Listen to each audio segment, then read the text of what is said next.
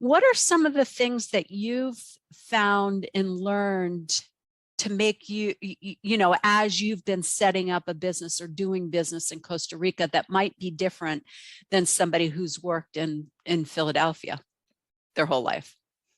Absolutely. That's an amazing question. In Costa Rica, they have a culture called Pura Vida, which translates over into pure life. And so they're very big into ecotourism. It's a very strong national culture. And the Pura Vida lifestyle is not being laissez-faire and not trying, but in a sense, it's really about open-mindedness and beauty in regards to how they were raised. This is a multicultural, family-oriented society where even grandparents can live at your home.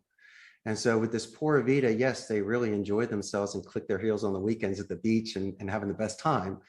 But during the week, I have seen that someone in Costa Rica might have a different demeanor on the phone than someone like I would have had in a snowy Philadelphia day, where I'd be bitter and angry or just not having patience. And so by bringing into this sort of Pura Vida mindset, which I've incorporated in my life, that's why I've been here for 22 years and married a Costa Rican and made a beautiful life here, is that we are being able to take that sort of special sauce and use it for the work environment. It's not just the call center. Mind you this, it is not an easy job doing telemarketing customer support in that sort of structured environment.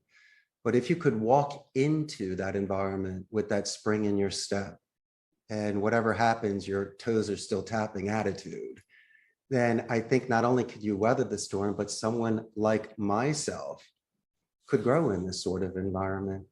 There's always one plant that can grow in the middle of the desert, and you know it. And the fact that I was able to rise like a phoenix in these ashes of the call center burnout and stories, and to become a success in another country, I mean, how many more odds do you want to put against me? And I just kept moving forward. And it wasn't because I have a tip and a trick financial thing to give you or a CEO cracked code.